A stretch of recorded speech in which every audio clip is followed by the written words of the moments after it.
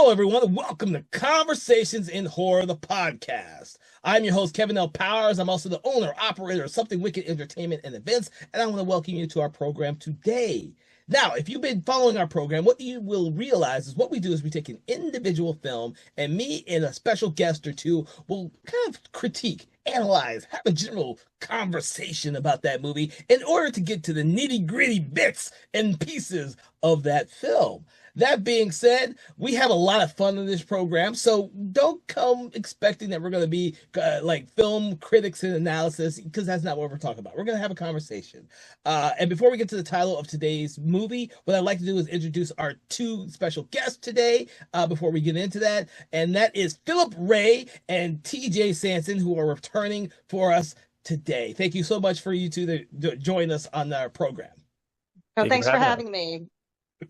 All right, so everyone, if you didn't already catch the title of the episode in the byline, it is Weapons from this year, 2025. And I know we don't always talk about modern or current films, but we do every once in a while like to put a little bit of the surprise out there for you all, just because we think some of these modern day films deserve just as much conversation as the older and classic films. Now, because this is a newer film, first of all, I'm going to try and ask both of you where you kind of saw it first, what were your impressions, because that will be a very major thing in regards to how someone might enjoy this film. Philip, I'm going to let you start today. So I saw this out in the theater when it came out. I remember the trailers did such a really good job of making you interested, and so when I saw it, because I saw the director Zach Cregger's first movie, Barbarian, and I genuinely liked that. I actually saw it with Kevin, and we generally liked the movie. So when I saw a trailer for the second, I was like, I want to see it. And so when it came out, I definitely was one of the first people to go see that. All right, and TJ, where are you coming from with this film? Well, I saw, ads for it, and it looked like it would be really, really cool and interesting and definitely up my alley. As you know, I have seen everything from the 19 teens all the way up to modern day. So I have a wide assortment of references, and horror movie favorites too. And I saw this, like, oh, well, okay, maybe, this isn't just, the standard, Tubi independent fare. I was gonna, hoping for a really good story here. And so I thought, all right, it came on streaming and then I watched it. And for everyone out there, for me, this is the odd one. I'm going to tell you, I did not see this at the theater like I would have liked to have seen it. I am absolutely a huge fan of the director's previous film, Barbarian. Unlike Philip, I absolutely loved Barbarian and put that at the very top of my favorite films that year it came out. So I was dying to see this film, and it didn't matter what the movie was about. I was going to go see it anyways.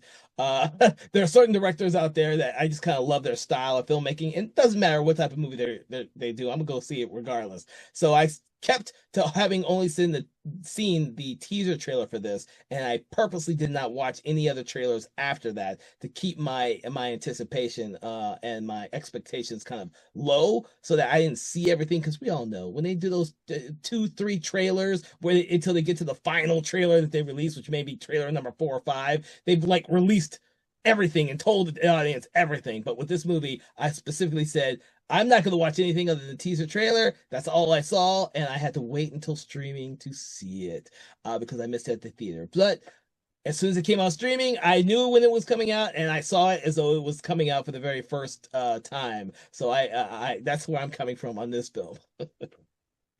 So this film here has a very unique style to it for the way it is told.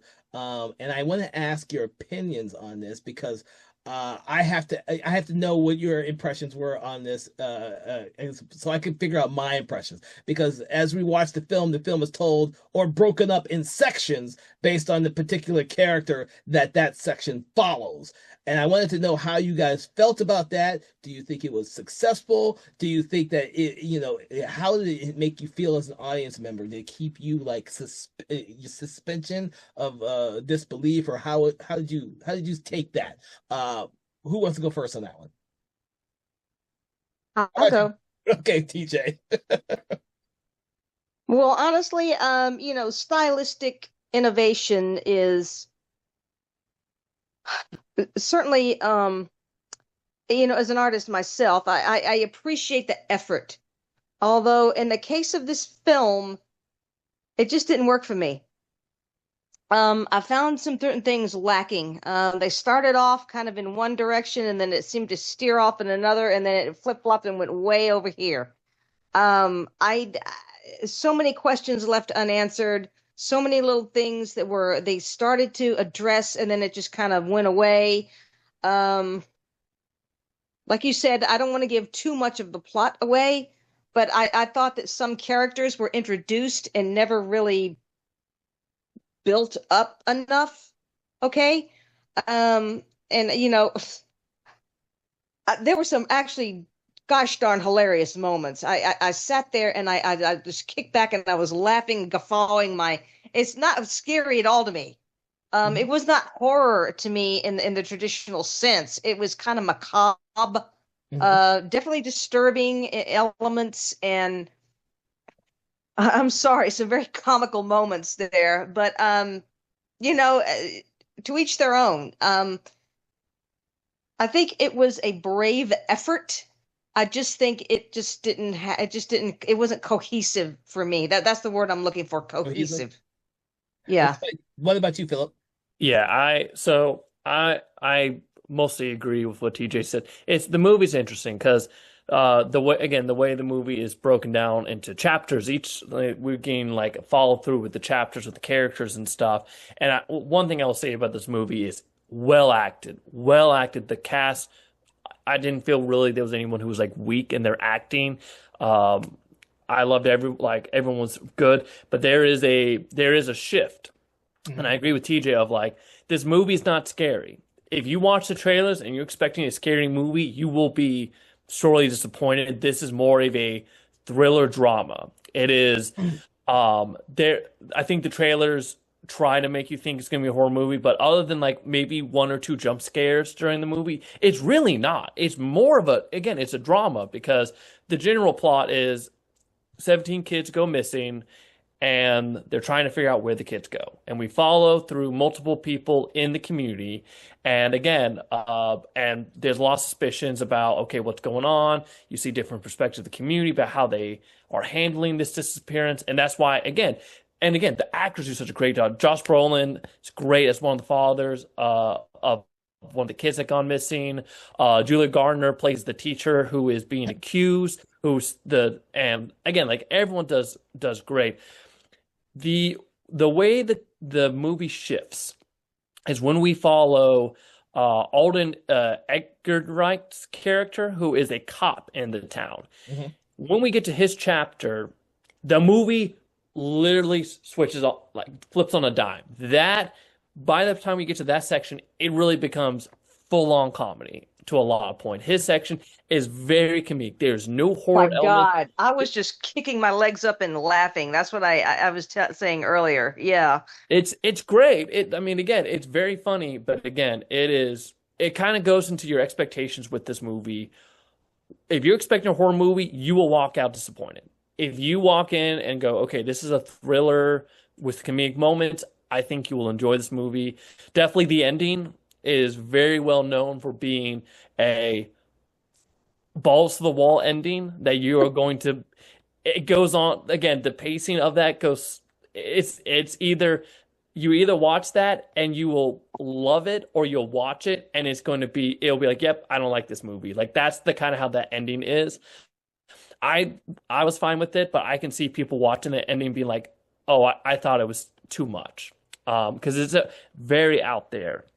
Oh. But the biggest thing with the movie too is again, it's a mystery. Mhm. Is I thought compared to the movie, I'm going to do this a lot comparing to the last movie that Zach Greger did, Barbarian. I thought the mystery of Barbarian was better than Weapons. You pretty much can figure out the mystery halfway through the movie, if not even the first like quarter of the movie. You can figure out probably what's going on. So by the time you get to one, you have the big aha moment where they reveal the curtain. You already kind of know what's going on. And like TJ was saying, they don't fully like explain the other parts that you haven't already guessed yourself. And so like that can leave you disappointed. But also again, it's like it's not really that interesting by the time you find out what's going on, because again, you've already hit that point. You probably already go, oh, okay, I know what's going on before then.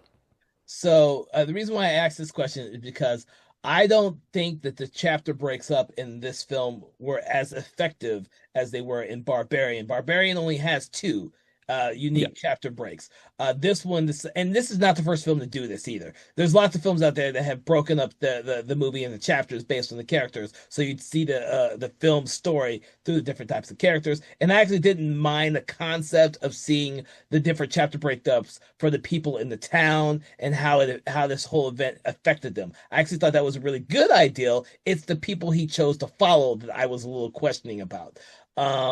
And you're right. That's why I was asking you about the shift. There's this comedic shift with the cop, and I'm like, huh, I wasn't expecting that tonal shift. Like, there's a tonal shift in Barbarian, but it's a little bit more like it's not like 180 degrees shift like this one is. This one is like, wow, that shifted really fast based on changing of a character. And then of course the drug guy is like full out comedy. His entire segment is full out comedy, and I was like, why are we even? To be honest with you, I was like, why are you even following this character? Like, so I do believe that the structure is a problem for me. And that's why I wanted to see how it worked out for you as well. And it seems like we all agree that there is a weird shift. Now, because this is a modern film and it's still out at the theater, or not, well, I don't think it's out at the theater. I think it's just strictly streaming now. Yeah, it's streaming now. But I think this film will be one of those films that later on, years from now, people, after Krieger has done more other films like the Resident Evil remake he's almost done with, and the other movies he's attached to, you'll go back and rewatch this, and then you'll kind of appreciate it. But for right now, this being his second film and him coming straight out the gate with a brilliant movie like Barbarian, I was like, yeah, he's having that little sophomore slump already. Okay. And I appreciate that this movie was a huge success, because this is an original concept in theory, and people took a chance in this movie. So, there's something to be said for that alone. Yeah, no, it's good. It's especially during that time when the movie came out around August, we were definitely in a slump in the movie theaters where again, original content was just not doing well. So the fact that this movie did well was a really good. It was a nice win for people wanting original films. Yeah. And I love again the little backstory. I'm not sure if you guys both know about when Krieger was trying to get this movie proposed and they were going through the stuff. Apparently, Jordan Peele really wanted this movie, Yes, and when he lost this movie, he fired his managers. He was so upset from not getting the rights to this movie. He fired his managers. And I think that's the funniest story related to this movie. Yeah, I heard about that too.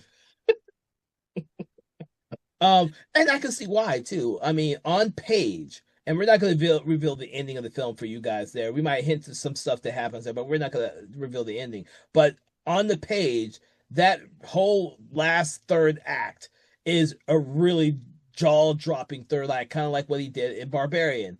It is like holy shit, and you can see why Jordan Peele would appeal to that because of his own likes and dislikes of films and his own movies himself. You can see that would be like he wanted that because of how the film reveals itself. It's not standard. It's not something you're expecting, and I actually can appreciate the big shift with some of the characters at the very end and the big reveal of the story. I can actually appreciate that, and I actually love it because I love Amy Madigan. I'm sorry, it was so hilarious. She's great in this fucking movie, by the way.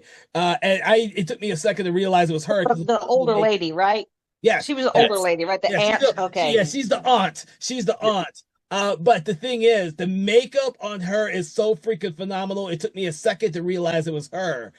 Did she spoke? And oh shit, that's Amy Madigan. I know, yeah, I know who that is because she's in one of my favorite movies of all time, which is the Stephen King's The Dark Half. I've seen that movie a billion times, and I loved her in that movie too, among other movies. But you know, she's done her time in the horror film realm, and it's good to see that she hasn't like fully retired. It was refreshing to see her in this movie. So Yeah, I with the cast and stuff, like again, I thought it was done very well. And it's interesting because I'm not sure if you both knew some of the backstory too.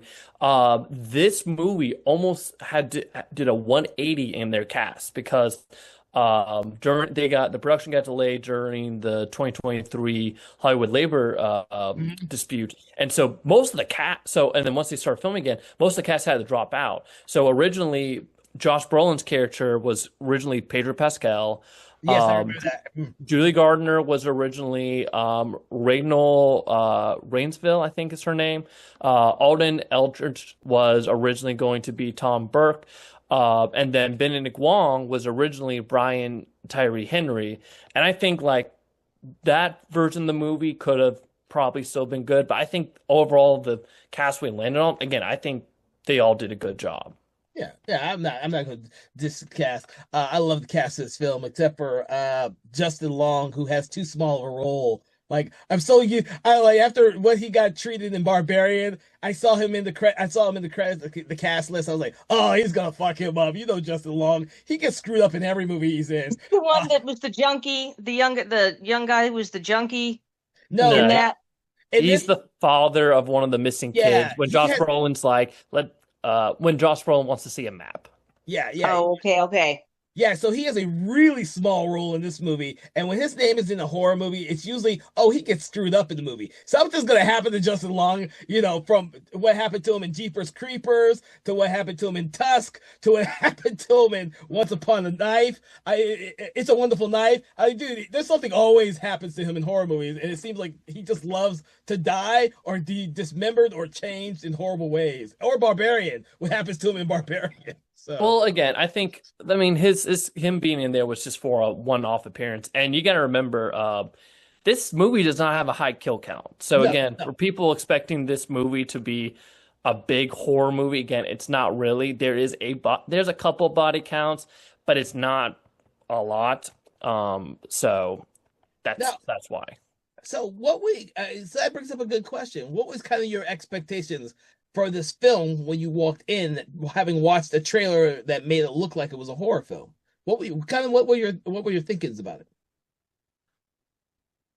For me, I did think it was, again, I was expecting a horror movie. I did hear some people I did hear some early words about it not being as much a horror movie as advertised. So when I walked in, I had a little bit of expectation. I was expecting it to be as funny as it was, but Hmm. I did have some inklings. Okay, this maybe not be as much as a horror movie as advertised.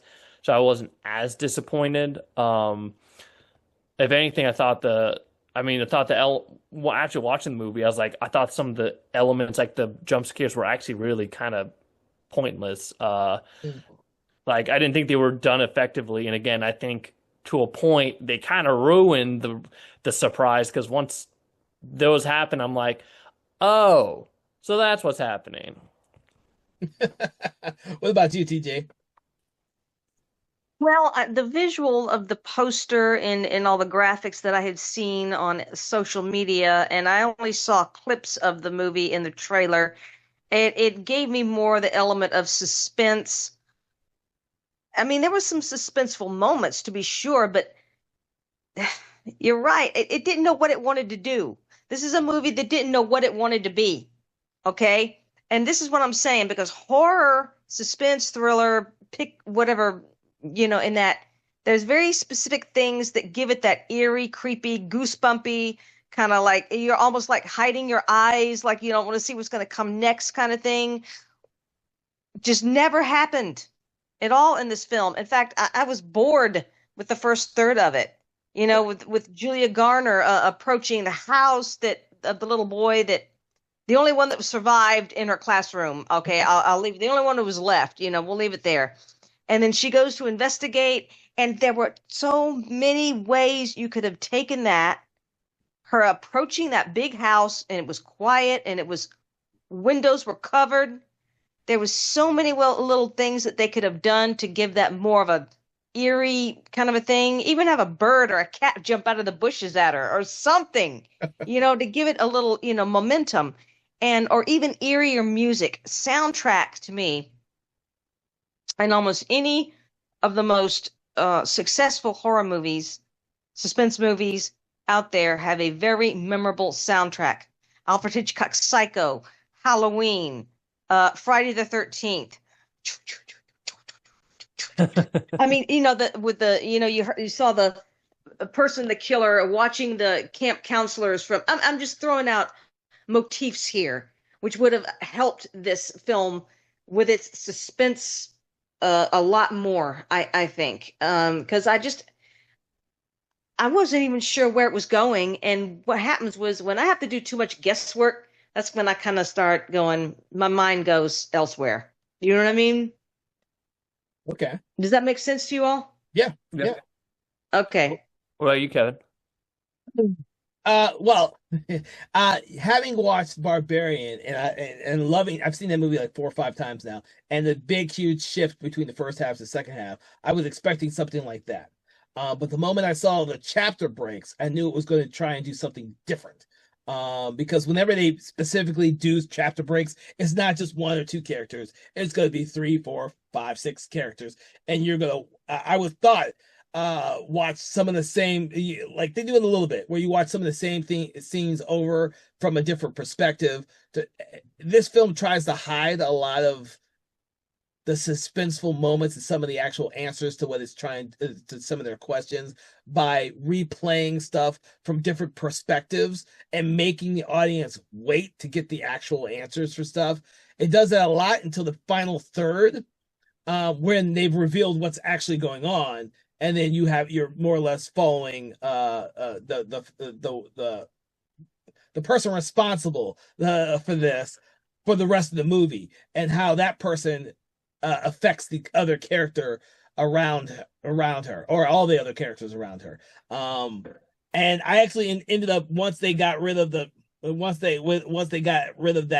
whole chapter break thing, and they focused on the last third, it allowed me to actually enjoy the film more, because some aspects of it, because I think there's a long stretch when it goes from when Julie Gardner's character disappears and then she comes back again, because we're focusing on these other characters, and then I'm not 100% sure if I actually enjoyed the long pause with her story, because to be honest with you, when I saw the teaser trailer, I assumed that she was the main character that you're following throughout the whole film, but when you're watching it, she's not. And that was a little jarring at first. And not in a good way. Sometimes I like that, when I watched Hereditary, when the one child gets her head decapitated, and you're thinking that, oh my God, you're thinking that because she's like a special needs type of child, she might be the main character of the whole freaking movie, and then that happens, and it's like, what the? Well, the same thing. I go back to Psycho. I mean, look what happened to Janet Leigh. I mean, in the first third of the movie, she's killed, and she's presumably the lead, and it's that sort of thing. And yeah, the little girl in Hereditary, that was like, holy fucking shit.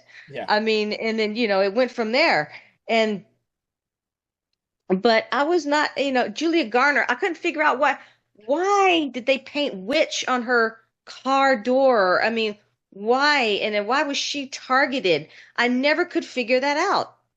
Josh Brolin's character just I think that was like I think that was the mentality, or the thing that the director was trying to go with the story. Like, she was being singled out as as not just the witch character, but a persecution of one person who's an out of towner who doesn't belong in the town, and she was being like, the witch was the easiest thing because it actually goes into the overall theme of the entire movie.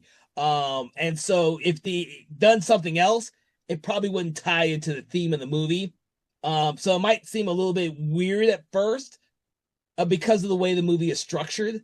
But by the time everything's revealed, it kind of goes in with the theme, overall theme of the film. And it was kind of like one of those story elements where if you want to give the audience an ideal ahead of time of where you're going at, you put those little things in.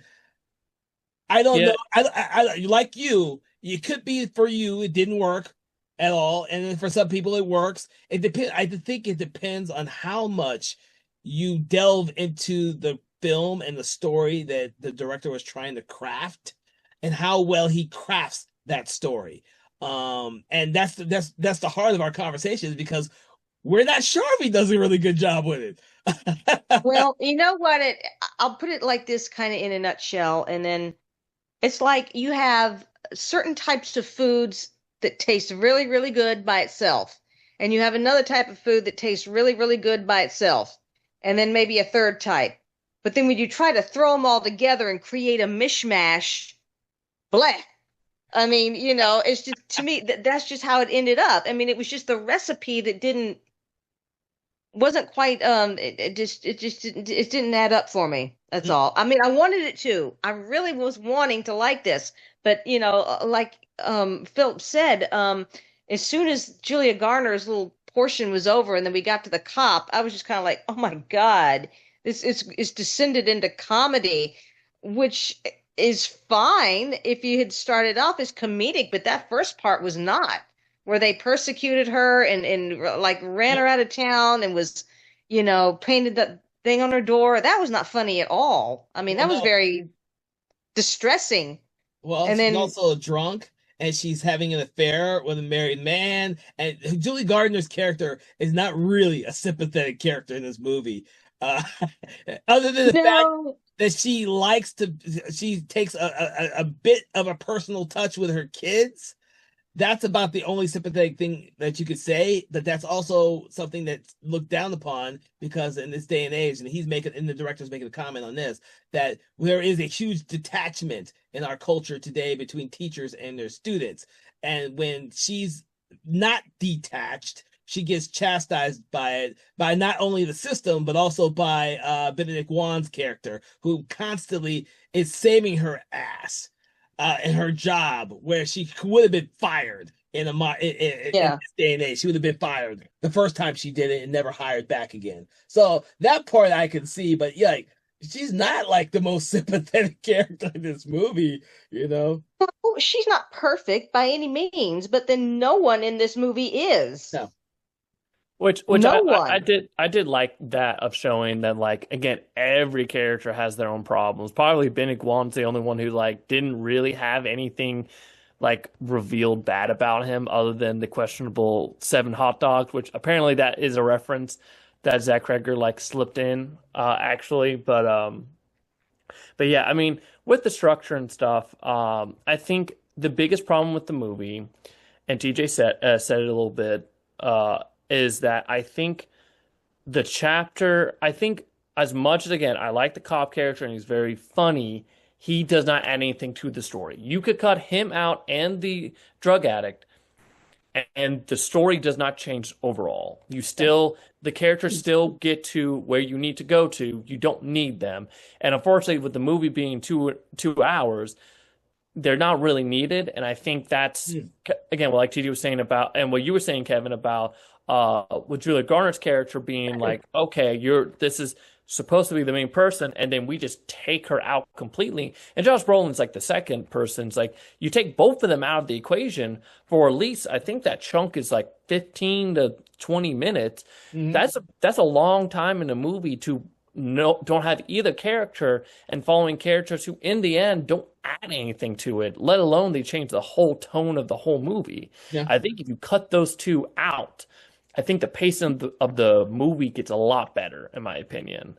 Um, but again, I think from interviews and stuff, uh, Zach Cregger actually had more jokes in the movie. Apparently, the movie was even had more comedy, but basically what he did was he presented to the test audience, and whatever jokes they laughed at, he kept, and what jokes they didn't laugh at, he got rid of. And Okay. so there's another version of this movie that would have been even more of a comedy. And I think that's what he was going to go with. And again, I think the trailers do a good and bad job about setting that tone up for an audience member's expectation. I think the Because like for trailer. me, Go ahead. go ahead. No, I was about to say, I think the trailer is set up for an audience exactly what it meant to do, which is get people in the seats because they thought they were going to see an original horror story with a weird a mystery. Because the whole idea of 17 kids just disappearing one night in the middle of the night and one teacher being blamed for it, that's the hook. Yeah. Like we that right there is the hook. That they sold that in the teaser. I'm sure they sold it in the trailers afterwards. That's the hook. To get people in the seats, and then everything else is just just gravy, I guess. That's exactly how Barbarian was sold. Barbarian, you don't know there's a huge fucking shift halfway through the movie, and it just changes. Like first You half, guys keep talking about Barbarian. I'm gonna have to see this one. Is that I one think on you would streaming? you would enjoy Barbarian a lot more because I will Barbarian is say brilliant.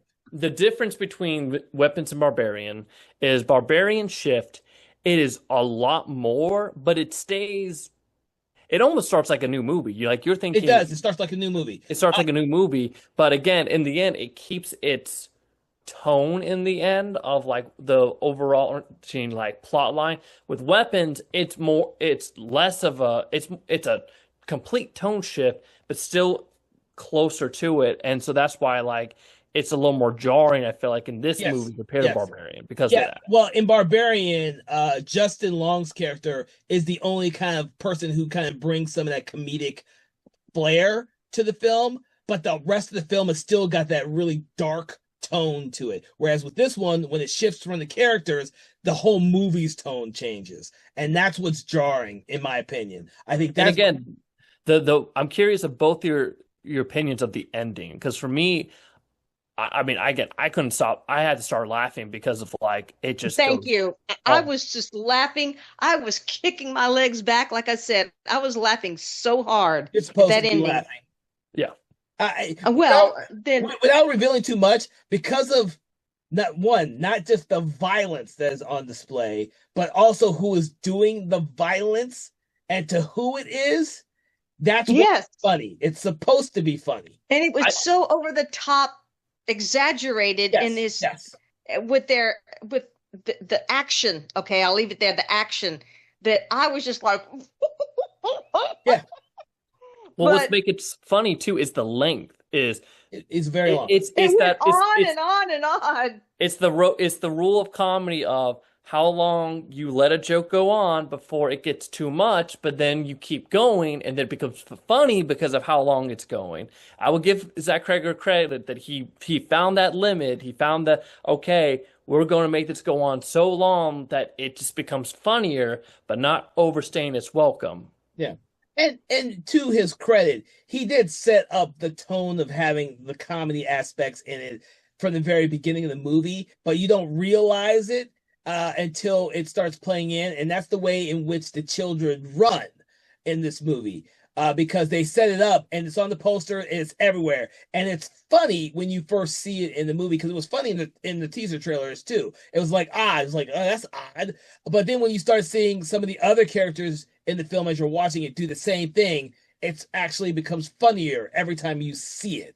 And then by the time you get to the third act and it is a full on so many characters running like that, it's really freaking funny. And I think that was on purpose. I think deep down, the director has a lot of great comedy and comic moments in him. I think I think if we let him go on for a very long time directing movies, he's gonna end up like a Sam Raimi, who it puts that comedy in just about everything he does, and eventually you become aware of it and you expect it.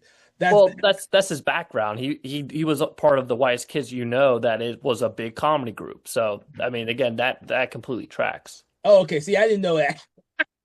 The thing is, the visuals of that image, the poster they use with the silhouette of the children running in the distance, and just that solid world, that doesn't tell me comedy.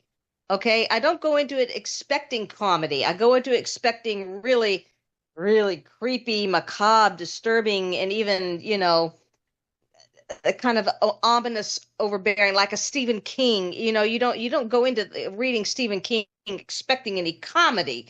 He's got moments, okay? Yeah. But like the Institute with the kids being, held in that place because they've got special abilities and stuff like that, that's not funny. That's very authoritarian. That's very, which he's written stuff like, The Running Man's an example, and he tends to write like that. But with weapons, I think the visuals could have given us a little bit more of a heads up on, kind of the things to come. It's the content of the film, I guess you're saying. Because yeah, Because I agree with TJ of like the running. I didn't think that was going to be funny too. It was a creepy like out there imagery that was like again it sold the trailer. It sold in the trailer, sold it in the poster. I did like the explanation. Now one thing I'm kind of interested. The weird thing about this movie is the message, right? Because a lot of it, a lot of different people. I'm curious if both of you got the same kind of similar messaging of. It kind of feels like some of the message of potentially of the school shooting. Again, Yeah. like a big tragedy happens in the school, and then again, everyone's trying to find someone to blame because they're just like, because how could this happen? And then again, there's a moment where there's literally a giant gun like shown and stuff. But what's interesting is Kreger said that no, that was not my goal at all, which I personally don't believe that, especially with the gun moment where he's like, yeah, that just happened to be there. I cannot imagine that being the actual case unless he's like, if that's true, then that feels like a really bad directing. Then I don't know. I will agree with you on that because from what Josh Brolin's character describes what happens to these kids when he finds out, he literally describes them as weapons, like projectiles who are stuck going to one location.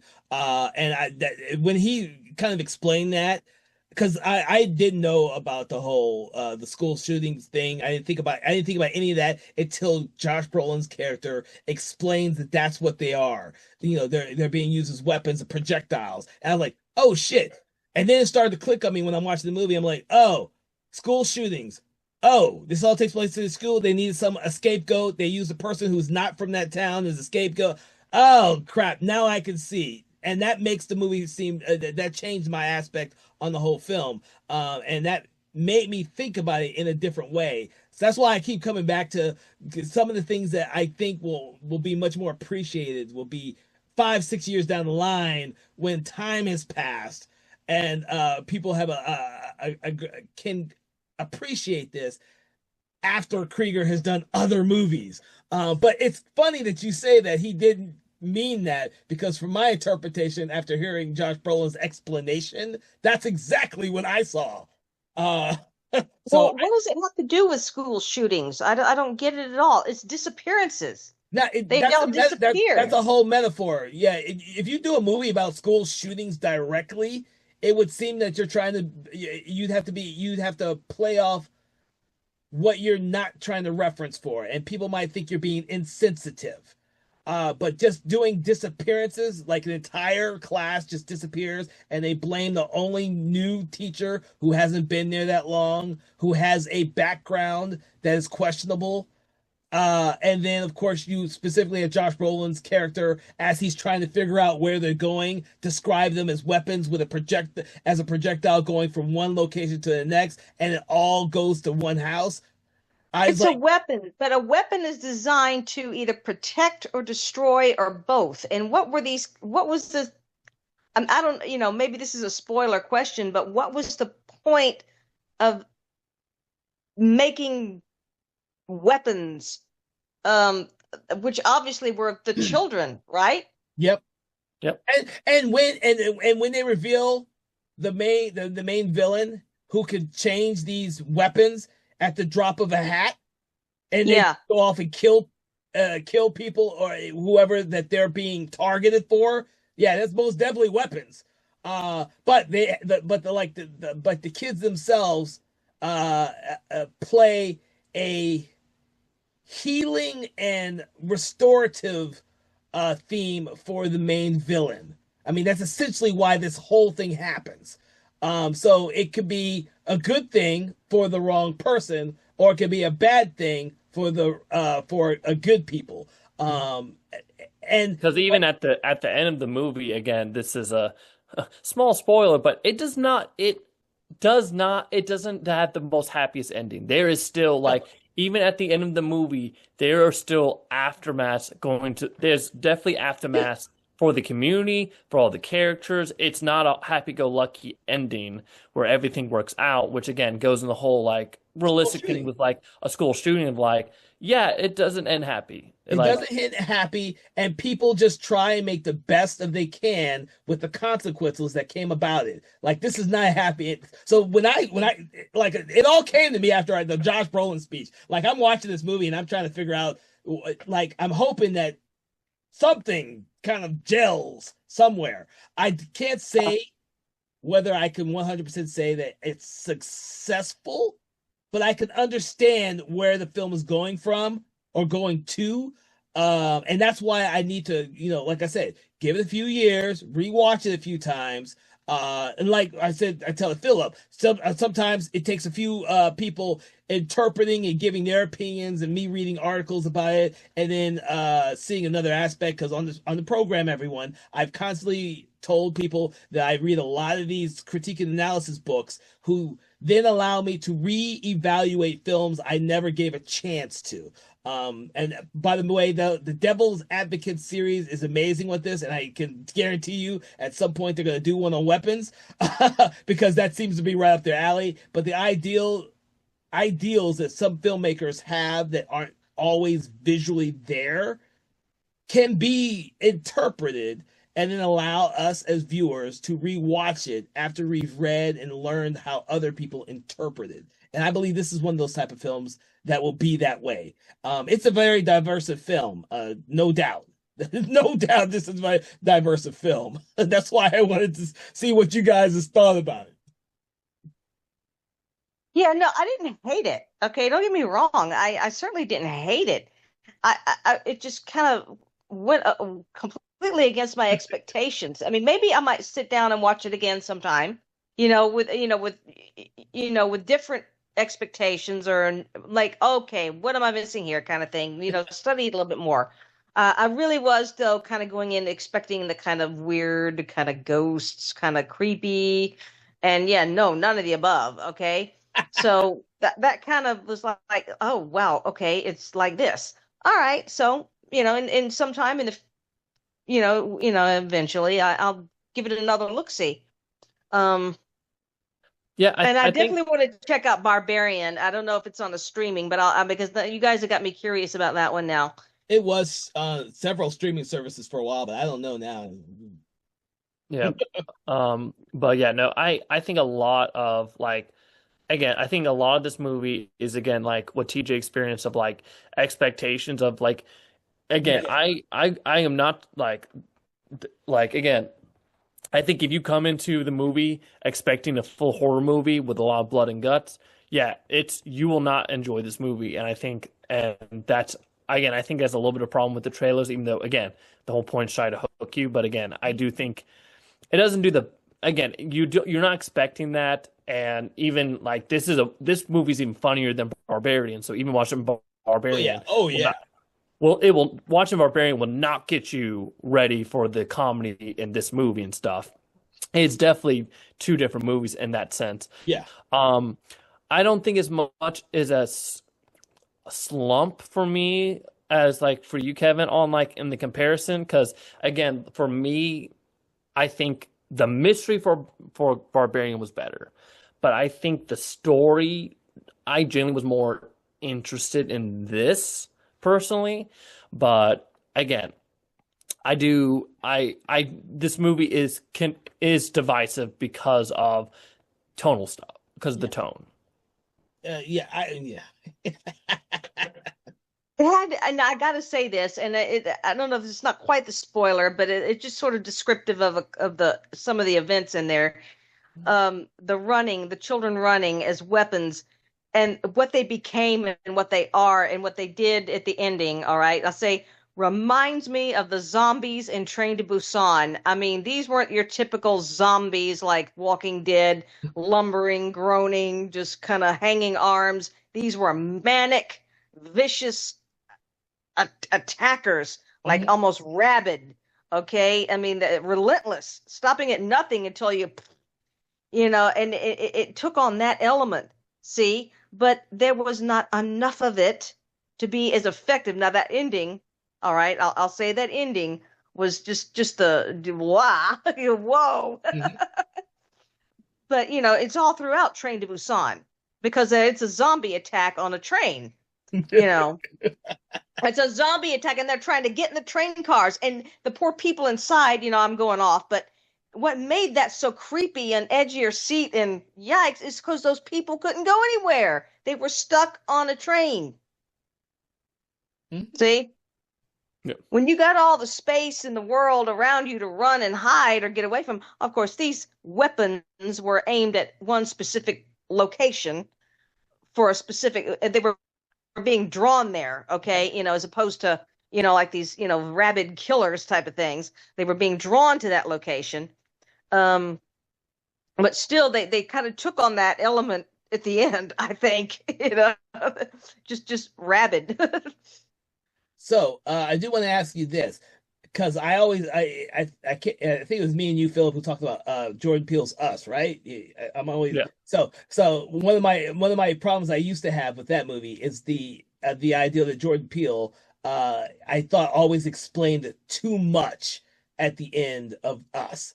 Now I want to ask you, does this filmmaker explain too much at the end of this film? Like from the setup, from everything that's being revealed as the mystery is being solved, to like the very ending where you're like, that is a lot of explanation and complication for something that could have been so much more simple. I just want to know what your opinions on that were. So it's interesting. So with this movie, for me, again, since I knew, I'm kind of curious for both of you if you again you kind of picked up what was going on before you get to the full reveal. So for me, since I already knew what was going to happen when the reveal happened, I was like, oh, okay. Like the difference between like us, you can't really predict that. The first time going, you can't predict what the reveal is. So when you get to it, you're like, whoa, this is a reveal where you're like, okay, yeah, I mean, you breadcrumbed enough throughout the movie. I'm like, okay, I kind of know what's going on now. So the explanation didn't bother me. It is interesting. So a little trivia: the antagonists in the end, because we don't get a full backstory on them. Apparently, Kreger did give the character actor two different backgrounds, like potential backgrounds of their character, and told them you can decide which one, how you want to act as like between the two. I'll tell you both off once we stop recording what those two were. But you can, knowing that, I can kind of tell like, okay, that's why we don't get explanations because Kreger didn't make the decision in the end and left it open ended for the actor to decide what that character's backstory actually is. Hmm. Did you have a? I couldn't remember. Did you have a question there? Because for me, and we should definitely at the end of this, because we're trying to keep this as spoiler free. So have a conversation about the spoilers for everyone later. We'll do a spoilers after the end of this. But I personally think that the way in which it is all revealed at the end was like a whole bunch of information dump. That's not a bad thing because of the person who's delivering the information dump. Because I've already told you how much I like certain actors. But and I just went with the film, to be honest with you. If I'd seen this in the theater, I may have had a different opinion of it, but because I was at home watching this streaming wise, I had the lights turned off, and I was like, I was just going with the flow because I'd heard opinions from people about the movie. And I actually haven't read much about this film actually. Now that I think about it, I have not read much about this film, which is kind of odd. Normally, I read a whole bunch about movies, but I didn't read anything about this one. So it was very comforting for me to sit down and watch this film and just go for the ride, despite the fact that I think there's a bad tonal shift in the film. And to be honest with you, I should rephrase it. I should not say bad tonal shift. I just say it's a jarring total shift.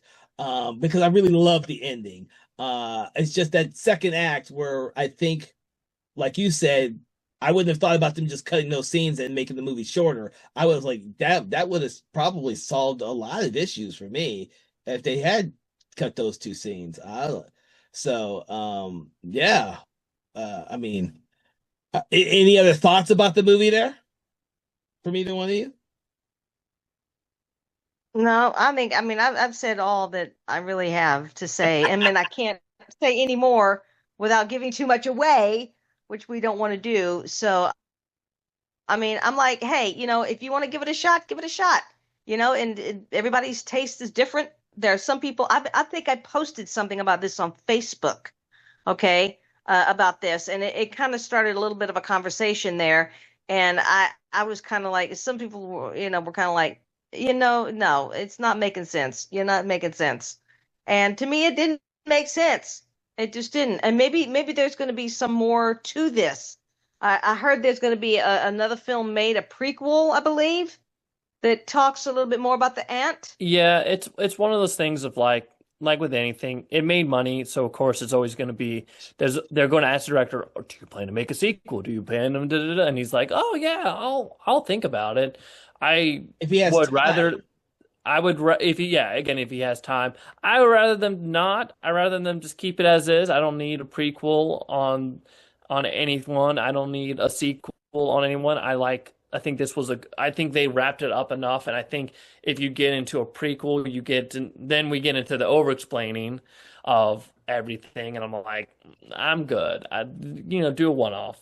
I'm good with one off. We don't need sequel. We don't need franchises, especially on everything. So Everything's a franchise now. It's keeping that IP floating.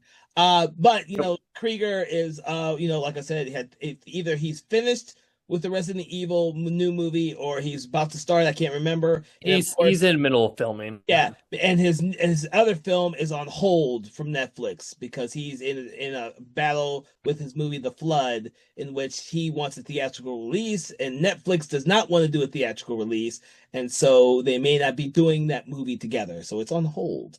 That's actually funny because that's another thing with Weapons. Netflix was because this movie, so Weapons was for our viewers to know, was produced through New Line Cinema.